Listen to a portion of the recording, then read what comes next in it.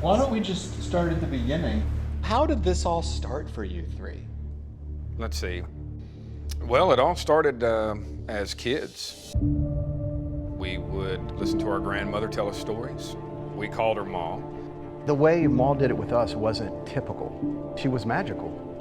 She would turn down the lights, light candles. She would have this quiet voice and lean in, you know. And literally take us on a journey with every story. There would be stories of pirates out on the high seas and buried treasure. So we were on the edge of our seats. But of all the stories that Ma ever told around that table, it all led back to the legend that we are descendants of the greatest pirate that has ever lived. And who's that? John Lafitte. John Lafitte wasn't just a villain or a cutthroat pirate. He was a gentleman. He was a gentleman pirate. He was actually very smart, well educated. Yeah, spoke 4 languages. He had more ships than the U.S. Navy. He basically did whatever he wanted, but he was also there to help the citizens of New Orleans. And so we grew up with the fact that we are related to the greatest pirate that ever lived.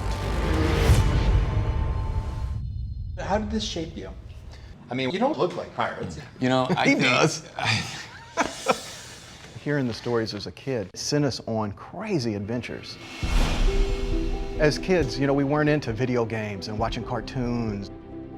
All we wanted to do was just be outside, hunting, searching. Every time we went out in the woods or the beach, we was looking for gold coins or buried treasure. I actually used to take quarters and pretend like they were gold coins, put them in like a little chest and bury Yeah, them. oh yeah. We would create our own treasure maps and let the other one There you try go, to yeah. decipher it and find the treasure. There you go. That's true. So years passed, the stories kind of faded, but then something happened.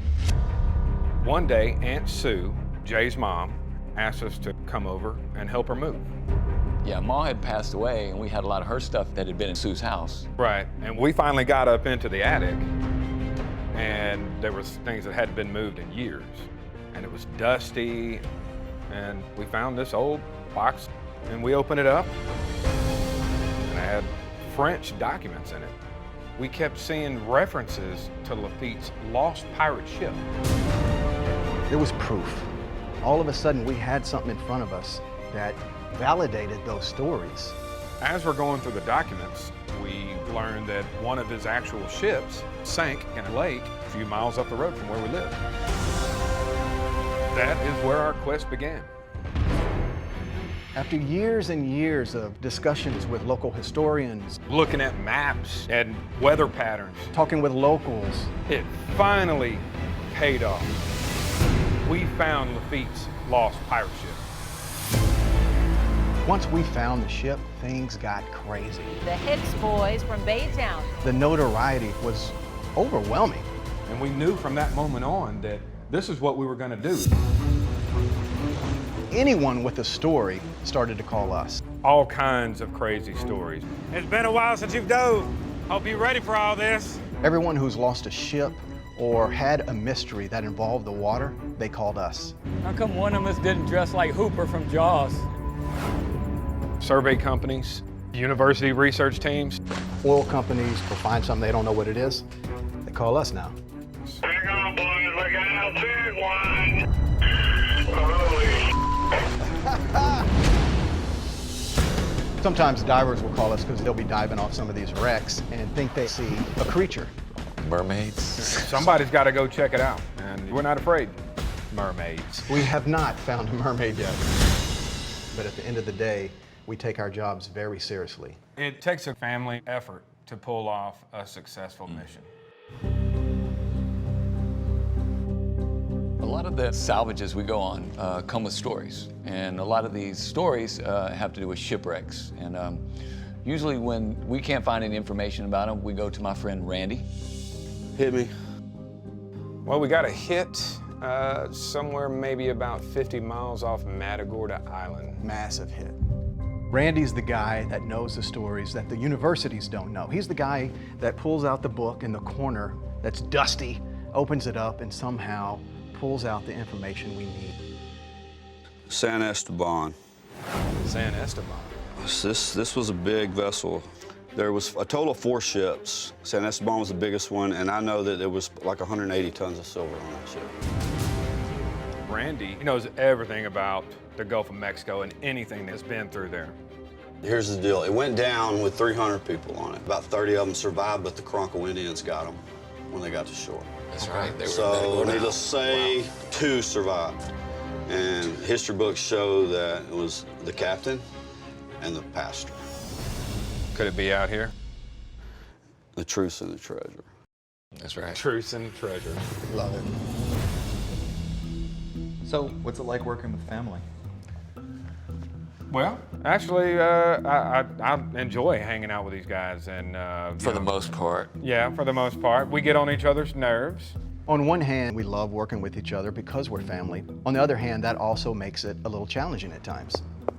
Yeah, the opportunity. The opportunity is also part of our family.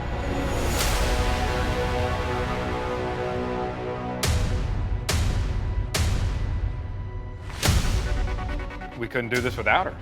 She is our secret weapon. The opportunity is very unique. It's considered a lift boat. It has legs that will lift itself up out of the water, and that provides a stable work environment no matter the seas. Drop the legs.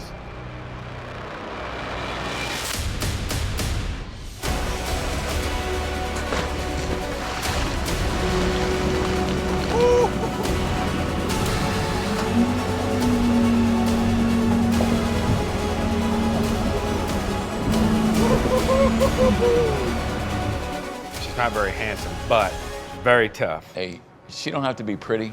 That's She just right. has to take care of business. I think we're a lot like Jean Lafitte actually was. You know, he was this 2 sides of the same coin in that, you know, he was this scallywag, but then there's this professional, educated side. It's who we are.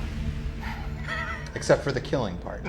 Or the trick. Yeah. Or the Yeah. slave trading, or Right. The raping laws and stuff, yeah.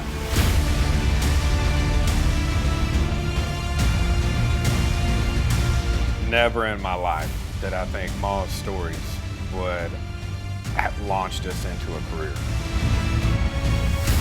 You know, what started as crazy stories about us being related to pirates has turned into a career that I find as fulfilling as anything else I've ever done. there's definitely pirate blood flowing in our veins. You're called to the water. It's just kind of who we are and what we do. Destiny has brought us here. I mean, it's in her blood.